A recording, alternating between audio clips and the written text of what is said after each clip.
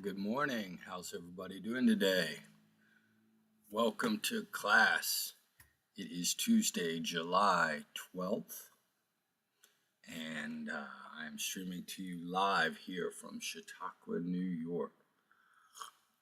Western part of New York at the Chautauqua Institution, right beside the Chautauqua Lake.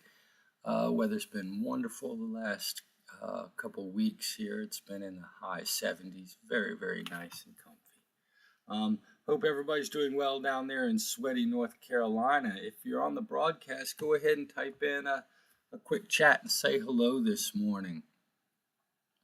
We're finishing up chapter 2 today, chapter 12 today, the second lecture on chapter 12. We'll be finishing that up today. Also, we have, I don't know if you know that today is the day that NASA is going to be releasing all of the new pictures, all of the pictures from the new telescope, the James Webb telescope that's finally been commissioned. It's up in space. If you get a chance, take a look at those pictures. I'm sure they're going to be interesting. Good morning, Adrian. Good to see you. Thanks for coming today. Well, at least we got somebody. Oh, and then we got Louis Tapia in the class as well. Good morning, Louis. Fantastic. Thanks for coming today. It's good to see you. All right. So, do you have any plans for the weekend? Do we have anything fun going on this weekend? Louis, Adrian, what y'all doing? Oh, we got a couple more people on the broadcast too. Welcome. Thanks for coming this morning. If you're on the broadcast, go ahead and type a hello in the chat bar. Let me know how you're doing. If anybody's got interesting plans for the weekend, I'd love to hear them. Somebody doing something fun.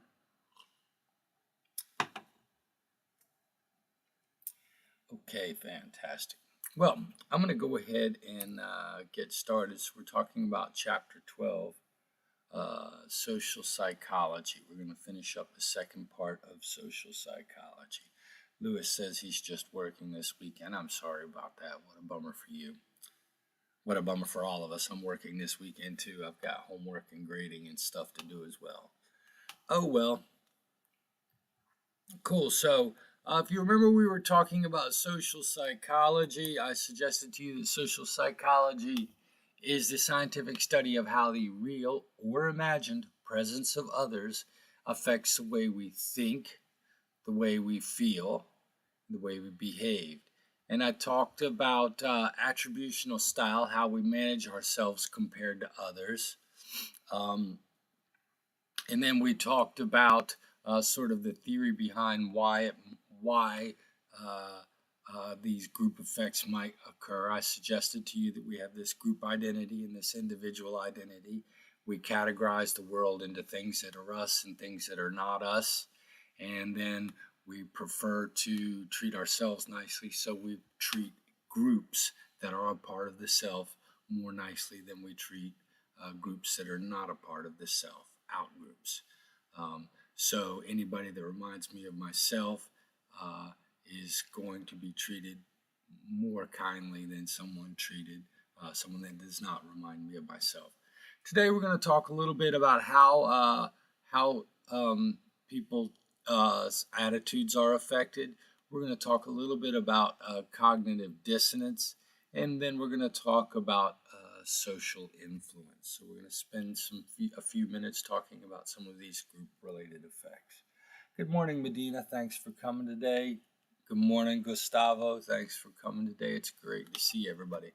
So, one of the neat things about social psychology is it came to importance just about the time that World War II hit. And social psychologists were very important in helping the U.S. military draft messages to help the war effort, to give hope and sustenance to people over in this country, and also as a battle tactic to give disheartening messages to the other side. So social psychology contributed to the World War II effort by helping develop persuasive message to be used in the U.S.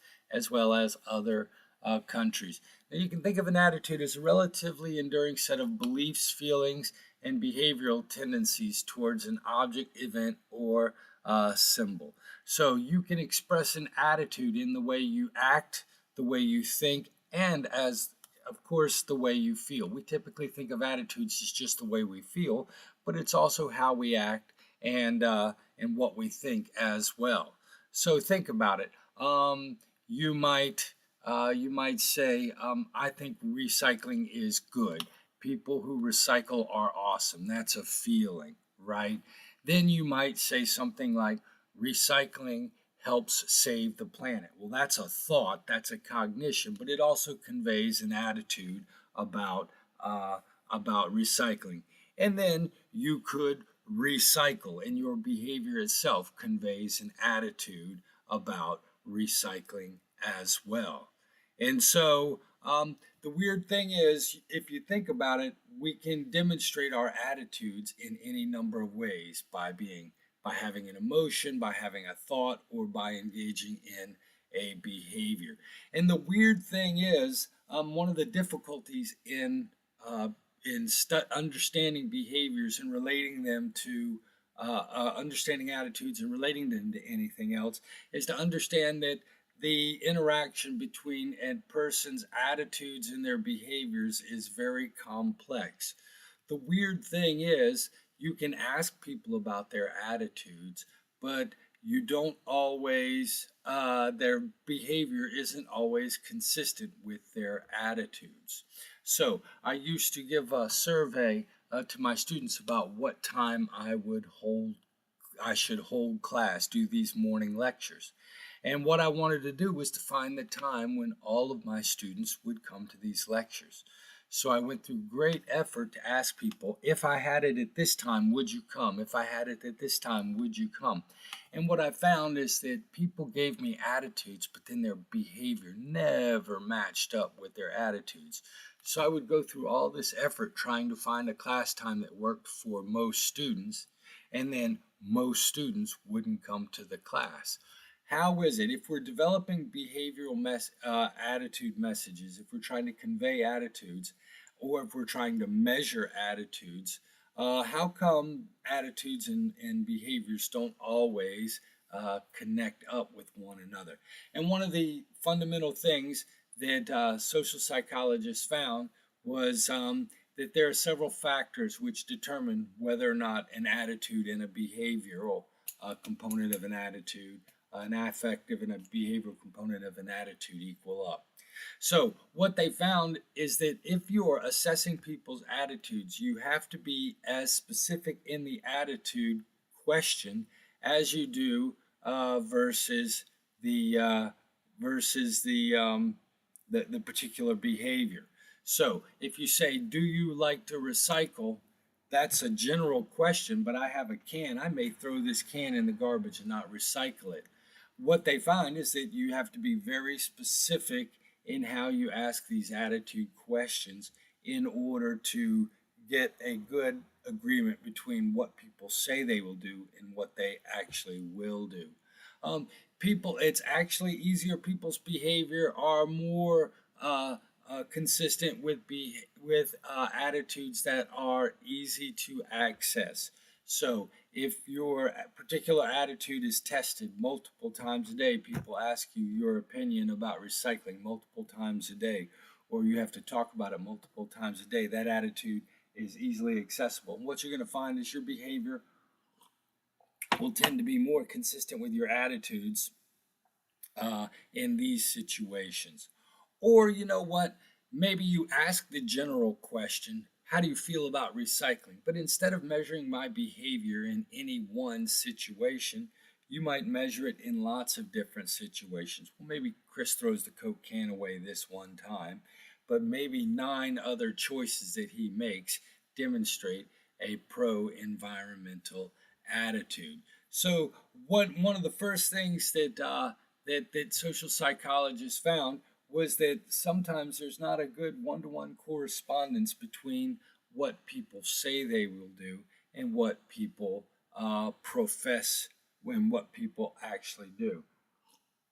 And you know, they even suggested that sometimes we have attitudes that we aren't even aware of that drive our behavior. And that's going to be the focus of Wednesday night's webinars. We're going to talk about implicit attitudes because these are attitudes that influence our feelings and behavior without us even being aware of them. You may be sure that you like Wake Tech. That's an explicit attitude. You may be aware that you like NC State. You may be aware that you like the beach. But there are also attitudes, feelings you have that you don't even really think about that do affect how we behave and feel. And these implicit attitudes are at the root of what we might call modern racism. Okay. Yesterday I talked a little bit about racism. You got the classic racism, which is what we all know and are aware of and are told to avoid, and we all do avoid that. There are words you don't say. There are attitudes and behaviors you don't adopt towards people. But what causes the problem now, what people aren't aware of, are these implicit attitudes that we've had, that we've incorporated over many years, and that are negative towards this person or that group, and they affect the judgments that we make without our even being aware of it. So we're going to talk about implicit attitudes and racism on Wednesday night in our webinar. Hope you can come that night. So, social psychology kind of suggested that people, if you look at how people's attitudes can be shifted, so we know that attitudes don't always particularly predict behavior, and that's another question that we just talked about. But we still want to try to adjust people's attitudes, shift their attitudes. In the war effort in World War II, there were a lot of products in the United States that were rationed, and it was important to get the public's support in engaging in these particular behaviors. And so what the government did was they employed these social psychologists to help them understand how to draft persuasive messages to get the public to do what they wanted.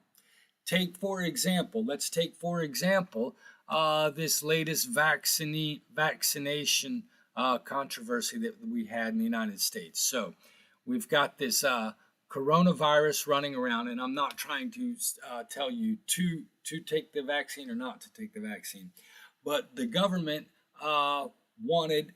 created a vaccine and wanted everybody to take the vaccine. Now, there's a certain amount of the population that's not going to want to do what the government wants them to do for one reason or another. And I'm not saying these people are bad, but some people had medical concerns, some people had religious concerns. You know what I mean? There's always a certain part of the population. If you poll 20 friends and say, hey, let's all go to the movies, 2 of them aren't going to want to go to the movie, 3 of them, right? It's just the way it is. So when you're trying to roll out a public policy like wartime rations, or in the coronavirus, a vaccine that you want 100% of the people to get, you want 100% of the people to follow the rations in World War II, you want 100% of the people, if possible, to take this vaccine if you think the vaccine is helpful.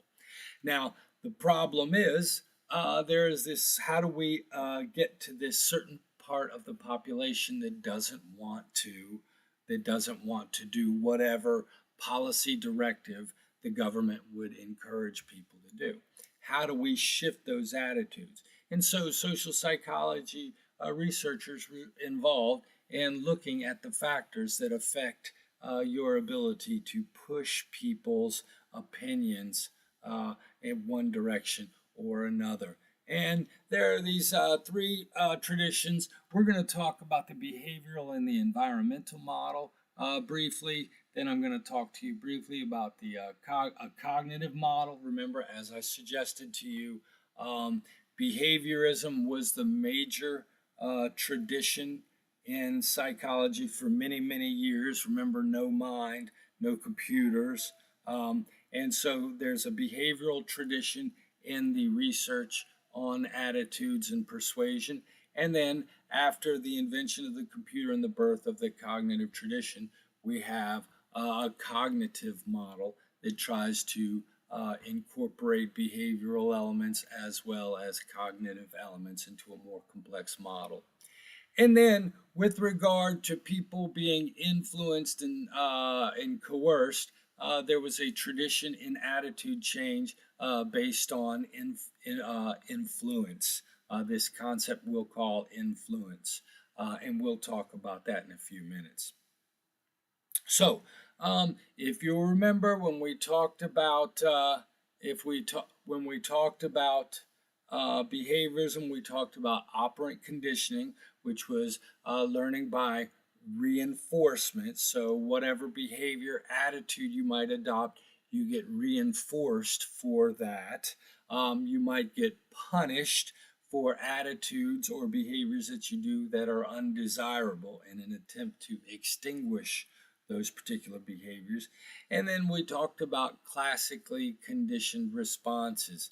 If the animal sees hears the bell and then gets the food powder, they start to associate those two good things together, and then the bell will cause the animal to salivate because it knows that the meat powder comes after the bell.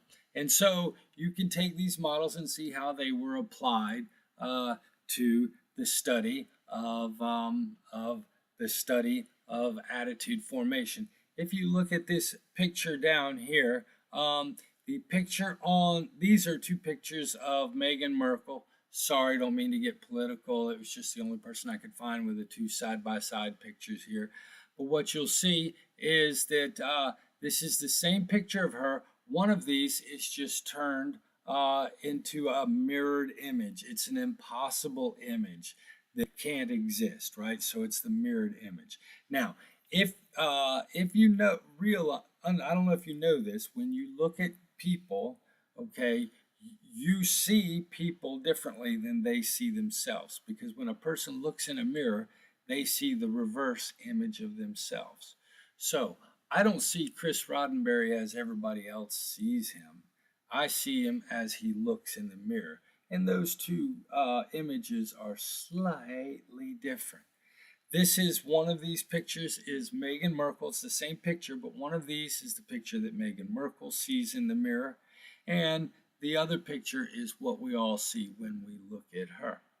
And what psychologists have found is that that people will actually prefer the image of themselves that they usually see. So if you showed this picture to Meghan Markle, she would prefer the picture on the left, which is the mirrored image picture of herself. That's the one she sees in a mirror. Now it's the same person, the same picture, but because she's been exposed to that image all of her life, she actually prefers that. And what they found is that this is a very common phenomenon with people. The more times you expose them to an idea, to a concept, the more favorable their rating gets to it. This is the idea behind things like Coca-Cola and Budweiser and other products that seem to be everywhere. The idea is that by merely exposing you to the logo, making it more familiar, you can change your attitude towards that particular object. This is known as the mere exposure effect. Now, if you'll remember, we talked about classical conditioning, and I suggested to you there was higher order classical conditioning. So you can actually take a condition. This works. Advertising. And, classical conditioning.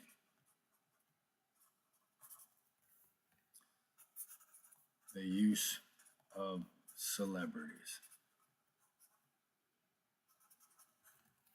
Now here's what we do.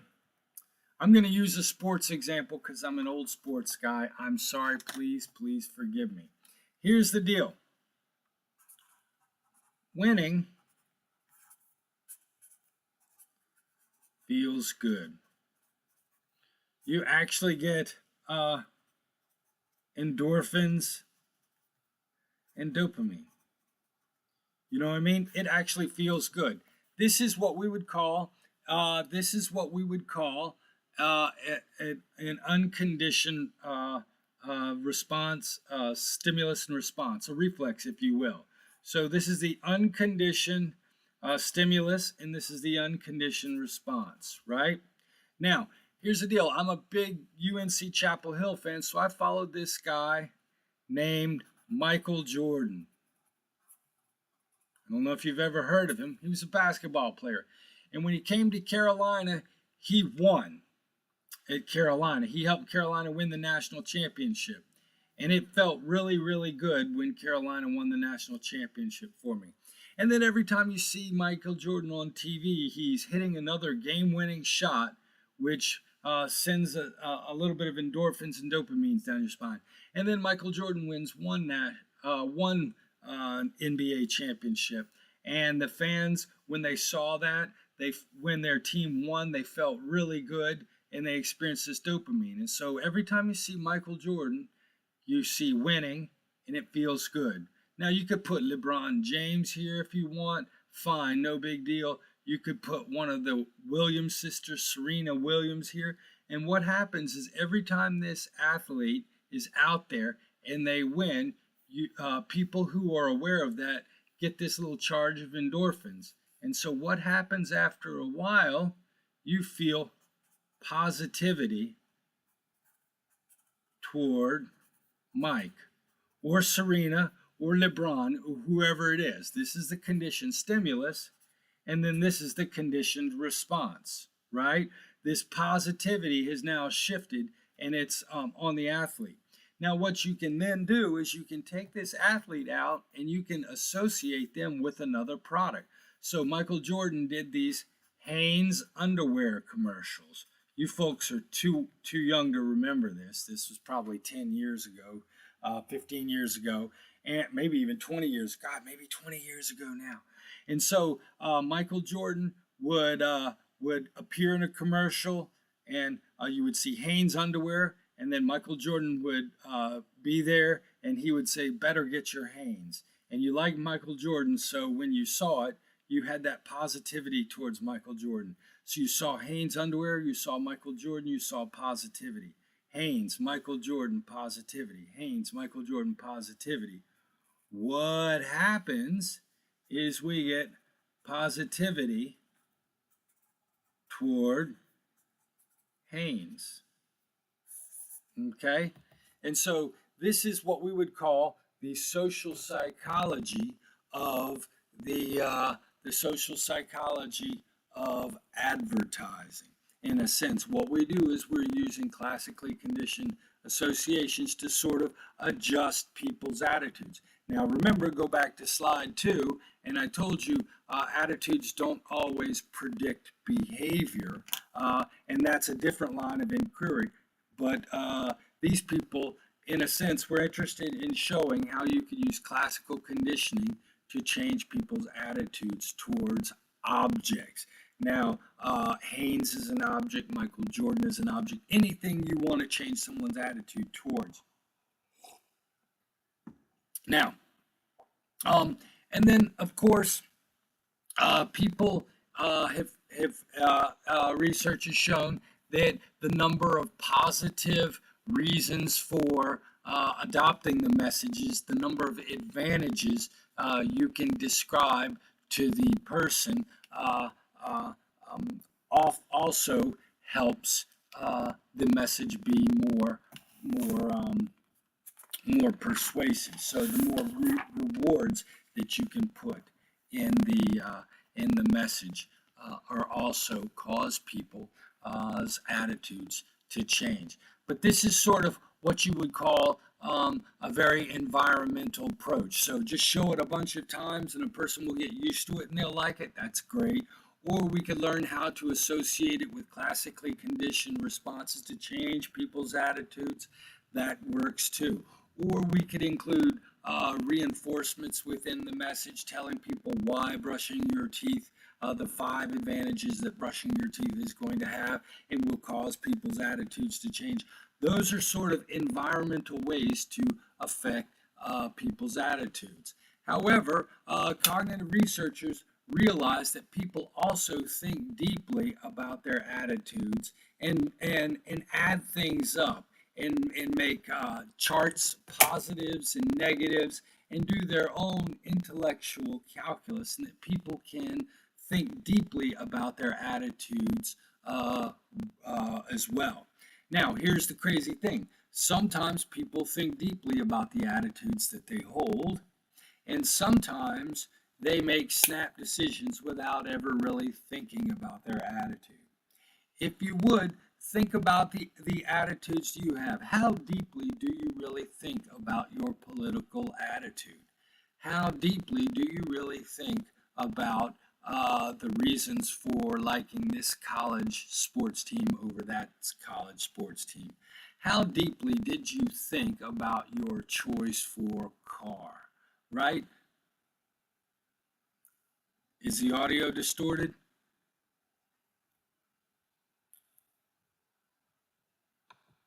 How many people, I'm not getting any feedback saying my audio is distorted. Is everyone having a problem with audio? If you're having a problem with audio, go ahead and type in.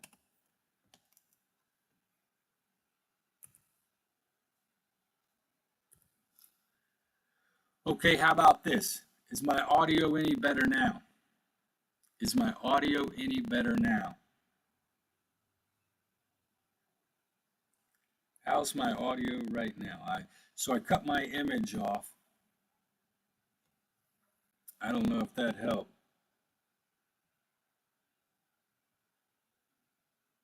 That didn't help it any?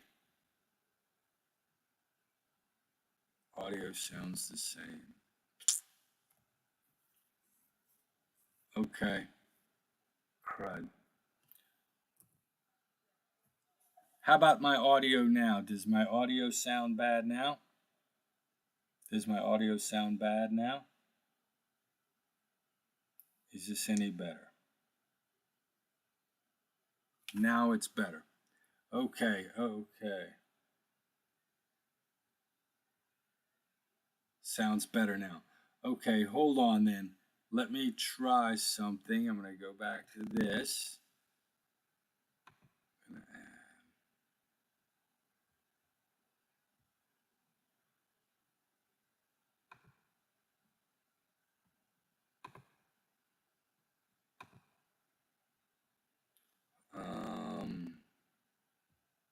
Hold on.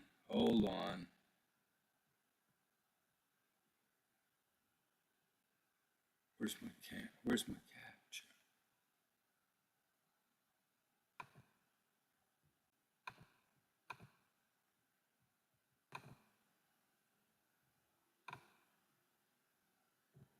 Okay.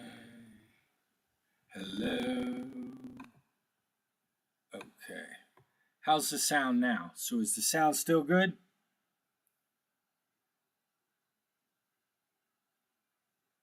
Hopefully it is.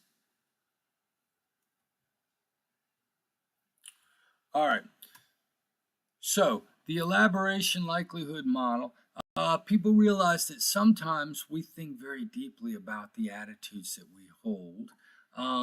And if a person is thinking deeply about the attitudes that they hold, then you need to, in order to change their attitude, you need to really provide good evidence and discuss why you think their attitude should change. On the other hand, some people have attitudes, for some attitudes, you don't really think deeply about why you have these attitudes. And these attitudes are easy to change using what we would call peripheral cues. So, what they suggested is that sometimes people think deeply about their attitudes. They would say this is the central root of attitude formation.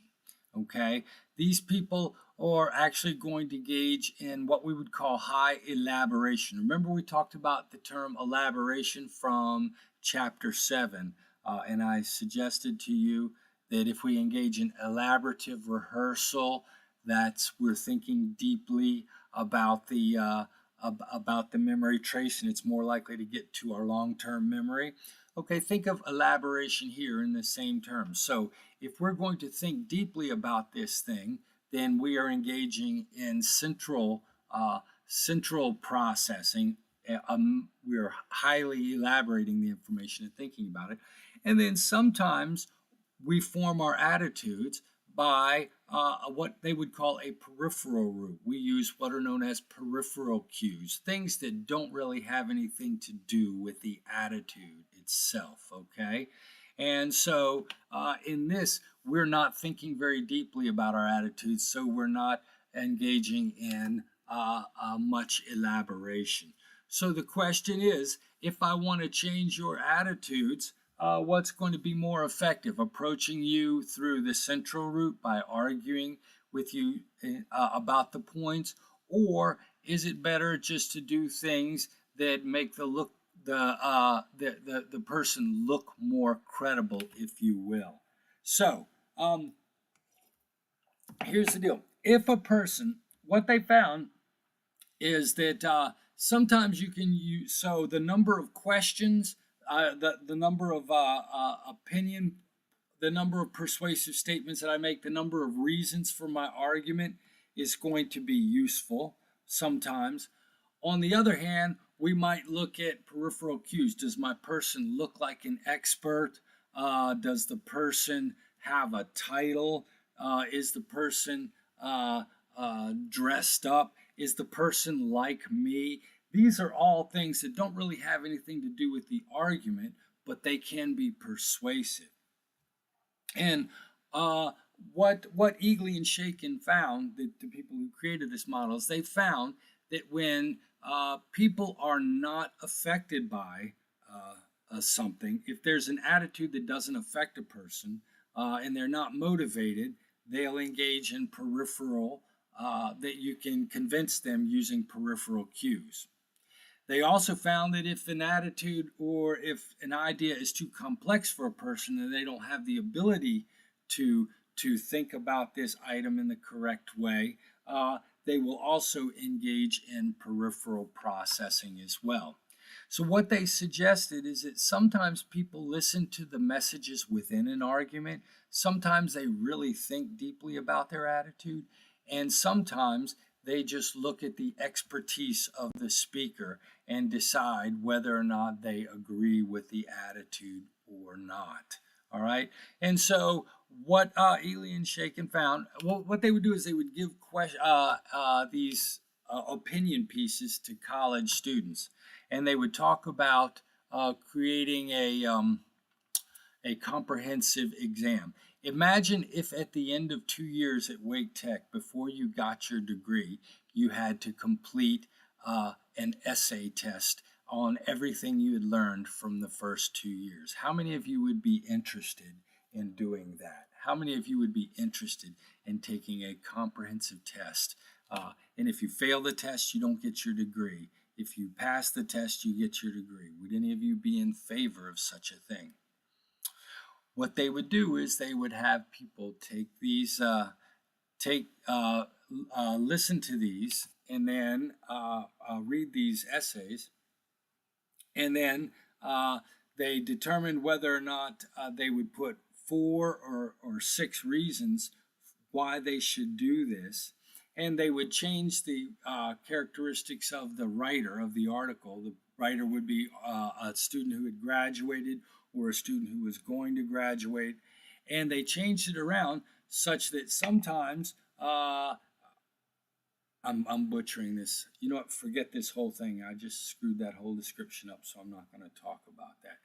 The point being is that if people are not motivated to think about an attitude, so if it's an attitude that doesn't specifically affect you, okay, or if the topic is too complex, all right, which president would be better for our economy, right? A Republican or a Democrat, if that's a complex issue. So for most of us, we fall back to these simple cues. So what they argued is that when when we're motivated and able to process, we'll think about the content of the persuasive argument.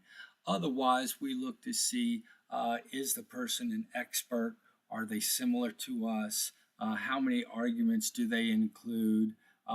Is this person arguing against their own self-interest? These are all things that don't really relate to the quality of the persuasive argument, but we use them as clues to determine how moved we are by the persuasive argument. Now, there's this weird phenomenon in people's attitudes that explains how people adopt and keep attitudes that maybe they shouldn't. I don't know if you've ever heard of cognitive dissonance, and this is a phenomenon that shows that sometimes people will keep their attitudes even though these attitudes should change. So, what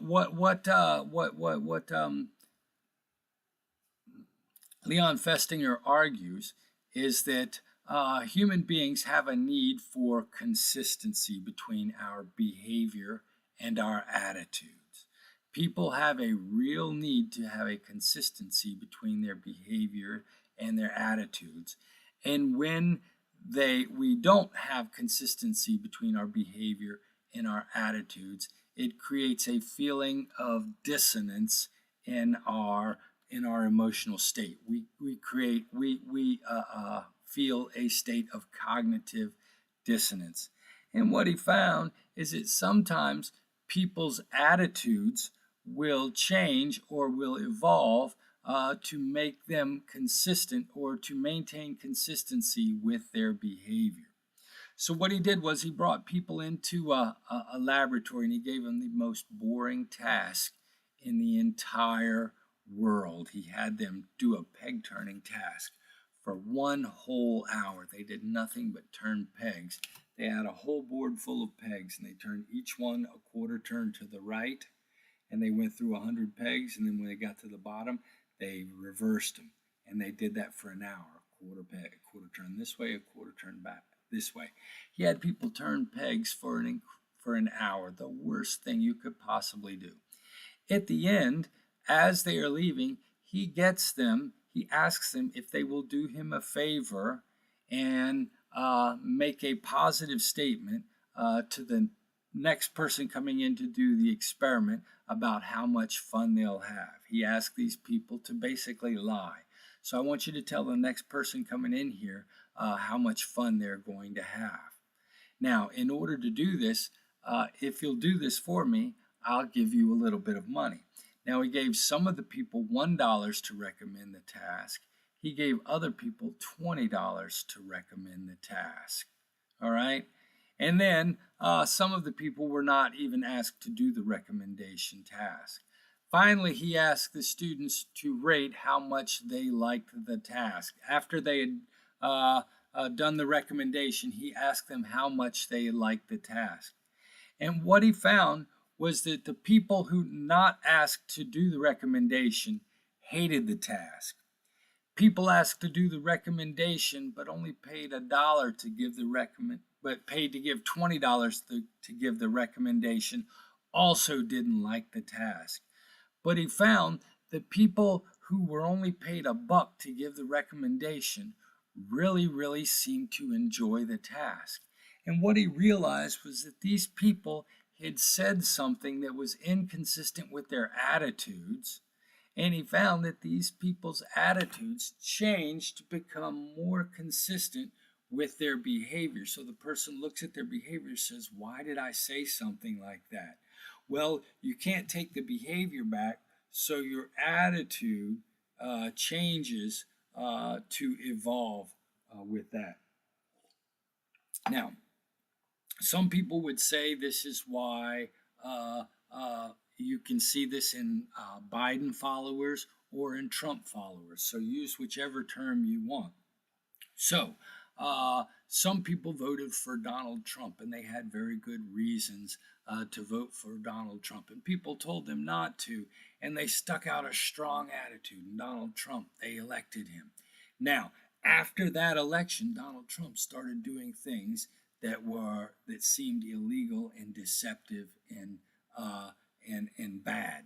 Now, here's the deal: you have to change your attitude. These things are bad things to do that Donald Trump is doing. Now, that belief that he's doing bad things is inconsistent with the fact that I already voted for him. I can't take my vote back, so now I have to decide that these things that he did that were bad, now I change my attitude and say, you know what, those weren't really bad things. He was just being rude. It's just his personality style. So in a sense, what happens is a person makes a behavioral statement of attitude about Donald Trump. They voted for him. And then when his behavior starts getting bad, you either have to accept that you voted for a person who's done something bad, or you have to change your attitude towards those behaviors that he engaged in. Now, we can do the same thing with Joe Biden. You might say that I voted for Joe Biden because he seemed like a great solution and a hero to us. And maybe I voted for Biden because I just didn't want to vote for Trump. But in a sense, I gave a vote to Biden. Boom. Now, here we are a year later, and gas prices have doubled. Inflation has doubled or tripled. Now, these are bad things. I either have to admit that I voted for Biden and he's done these bad things, or I have to find a way to suggest that these bad things are part or what happens during a wartime. And since there's a war with Russia, I have to reframe these things. So in a sense, what happens, what you can see in Donald Trump, diehard Donald Trump fans or diehard Joe Biden fans, is the effect that cognitive dissonance has on these people. They make their attitude choice apparent with a behavior which they can't take back, and then that causes them to have to reframe later events and make those events not so negative, right? So when gas jumped up to $4.50 a gallon, I have to find a way to make that not a negative thing. Otherwise, I feel dissonance between that negativity and my vote for Biden. On the other hand, you have to reframe January 6th is not a rebellion, a treasonous rebellion incited by Donald Trump if you voted for him. Instead, I have to see it as some sort of conspiracy theory directed at getting rid of Donald Trump. So in both senses, voters have already made their attitude apparent with their behavior.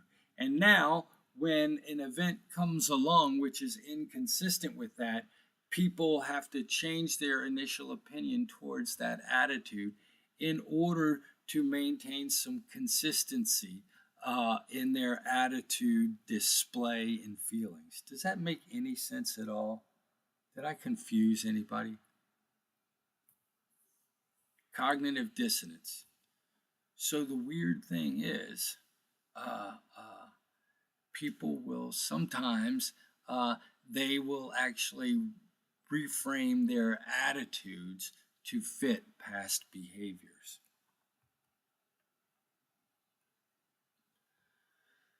Social influence is, the weird thing is people also have the ability to affect how we behave. The presence of others affects the way we behave. And your book's going to use the term conform, to be compliant, or to be obedient. All three of those things, conformity, compliance, and obedience, they are just the effect of this thing we'll call social influence, which is the power that other people have over our behavior. Now, if you remember from chapter 4, I suggested to you that humans have this need for attachment. They have to build this bond with the primary caregiver. Human beings are a social animal. We have to build attachments with our groups, so to speak. And so groups and other people have very powerful influence over our behavior. We'll call this magical influence that other people have over our behavior. We'll call it social influence. Two kinds of influence I want to talk about. Why do we conform to other people's behavior? Why are we obedient to other people's requests? Why are we compliant when people ask us to do things? We do so because, number one, we want to be accepted. That's called normative influence. Sometimes we do things because we want to be accepted. And other times, it's because we're not sure of what we should be doing, and we legitimately use other people as a source of information. Okay, and that's called informational influence. So why are people so influential in our behavior? Well, it's because sometimes we're not sure what to do, and we use other people as a source of information. And then there's also this powerful need to be accepted. And so there are two reasons that we feel social influence. It's because we want to be accepted, normative influence, and because we're not sure what the right answer is, informational influence. Okay, now, sort of a nifty example of each of these types of influence studies is shown right here. These are two classic social psychological studies. In the Solomon Asch line judging studies, he tries to get people to agree with a clearly incorrect majority about the length of a line. So if you'll see over here right beside me, this is one trial from his line judging experiment. He provides the person with the reference line. He provides them with 3 comparison lines and then asks them to say which of these 3 comparison lines is the same length as the reference line. You can all clearly see that it's number 2, correct? Now, what he does is he brings people into a group setting. Now, what these people don't realize is that the other 4 participants in the study are actually what we call Confederates. They are working for the experiment. And what is supposed to happen is about every 5 or 6 lines, they are all going to make the wrong choice. And the question is, will this person agree with the incorrect majority? Will they agree with the incorrect majority? And what Solomon Asch found is, and everybody has to give their answer out loud. That's the thing. Everybody has to say their number in the group setting. So we would go through the group, and let's say this was an incorrect trial. Confederate 1 would say, I think the correct answer is number 1. The second one would say, yeah, I agree with you. It's number 1. The third person would say, yeah, I think it's number 1. The fourth person would say, yep, it's definitely number 1. And then it comes to me. What am I going to say? Am I going to say number 1, which is clearly wrong? Or am I going to be different from the group and say the correct answer? And what he found is that at least 1/3 of the time he could convince people to give the completely wrong answer out loud in a group, right? So why were these people conforming? They clearly knew what the right answer was. He actually reran this experiment with a little change on it. He had the person show up to the experiment late, and it had already gotten started. So he said, you're going to listen to the other people give their answers out loud, but what I'm going to have you do is write your answer down on a piece of paper and keep it private. And what he found was that when people were keeping their answers private, they were never influenced by the incorrect group. So what Solomon Asch demonstrated was that people will publicly go along with an incorrect majority some of the time, okay? Even when they know that that public majority is clearly wrong. How many of you have ever done something with a group of people and you knew it was wrong? Maybe you smoked a cigarette, maybe you drank a beer, maybe you did something wrong when you were a kid. And your parents come to you later and say, why did you do that? And you don't really have a good answer, because a good answer is, I wanted my friends to like me. And you know your parents don't want to hear that.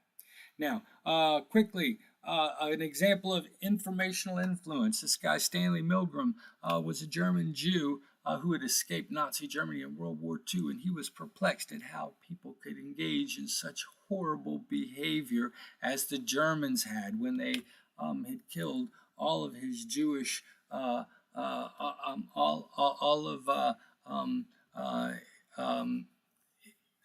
when they had killed the Jews in Germany.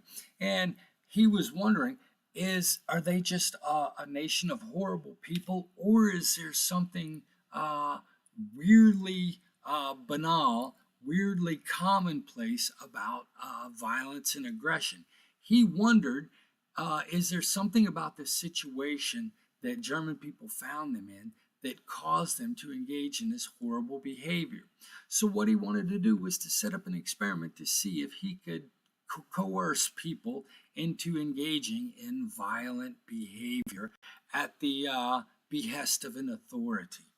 Now, he brought people into this laboratory, and he was dressed in a white coat, doctor's office and everything, and he brought people in, and there was one participant and one Confederate. Now, the participant didn't know that the Confederate was working for the experimenter.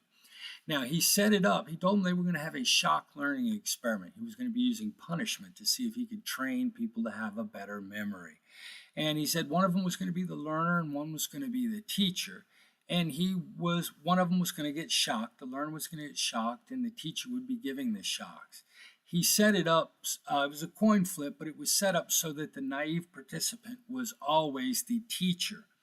And he brought him to a machine, a shock learning machine that had all of these really strong shocks going up from 20 volts all the way up to 450 volts in small increments, lots of different knobs. He gave the teacher a quick shock to show them how strong this machine was, and he sat it set so it was pretty strong.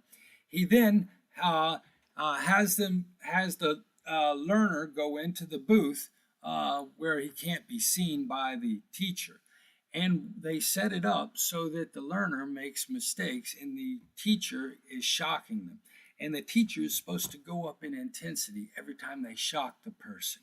And the question is, how high up will people go on the shock bar hurting another person?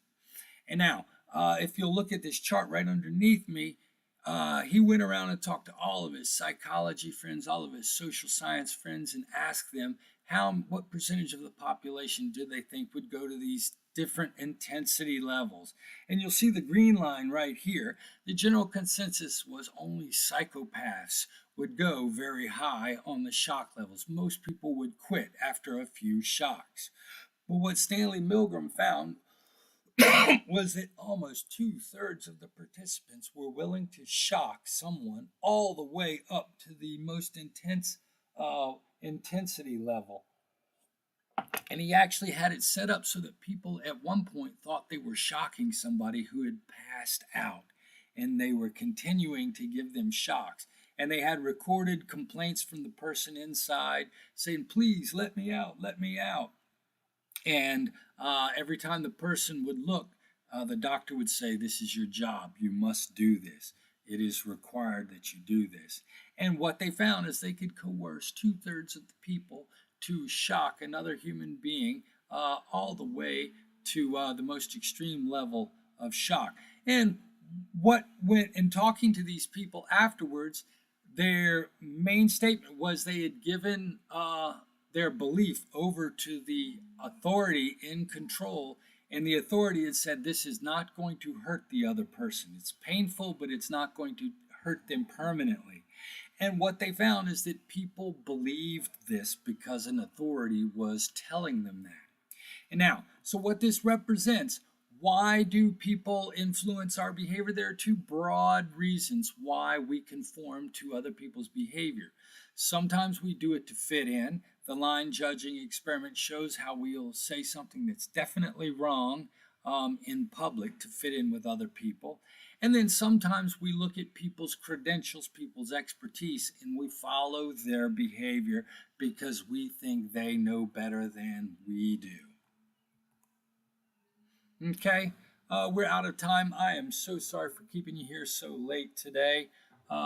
Sorry about the technical problems halfway through. I switched microphones. Hopefully this microphone will work a little bit better. But thanks for letting me know. Tomorrow we are talking about personality. For this week's discussion board, you have to take a personality test and talk about the results on the discussion board. So give yourself a few extra minutes to take this personality test. It takes about 20 minutes, and I think you'll find it interesting, and I encourage you to give it to your friends and family members. It's a great way to start discussions about people's personality traits. But you'll have to do that for the Wednesday night webinar, for the Thursday discussion board. And on Wednesday, we're going to be taking some other personality and attitude tests, which should be pretty interesting. I hope to see everybody again tomorrow. Have a great day. Take care. And I will talk to you soon. Bye.